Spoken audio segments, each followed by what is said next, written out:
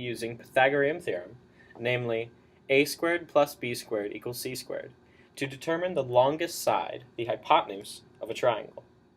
In our first case, that side is x, and the other two sides are 3 and 4. Now these two sides can be used interchangeably. Today, 3 will be the first side, and 4 will be the second. So we have 3 squared plus 4 squared equals c squared. And now in order to solve for a single c, what we'll do is we'll take the square root of both sides. And as the square root of a value to the second power cancels out, that is, the square root of 3 squared plus 4 squared is going to equal just a single c. 3 squared is 9. 4 squared, that's 4 times 4 is 16, equals c. And if we do 9 plus 16, that'll be equal now to the square root of 25.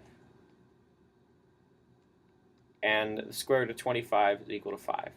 Therefore, x equals 5.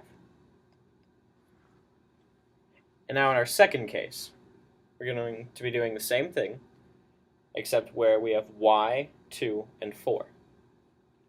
And we'll just go ahead and set up c equal to the square root of a squared plus b squared.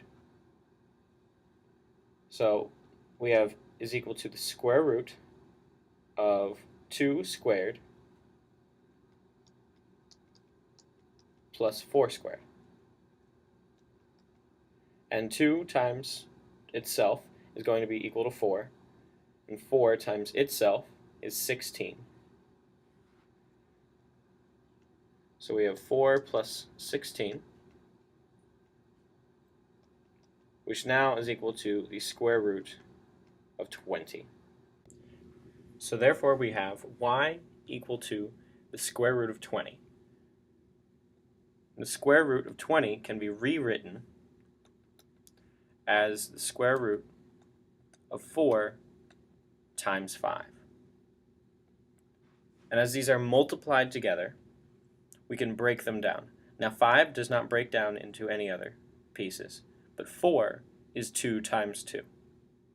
And so therefore, the square root of 4 is equal to 2, and we can rewrite the square root of 20 as 2 times the square root of 5. So therefore, y equals 2 times the square root of 5.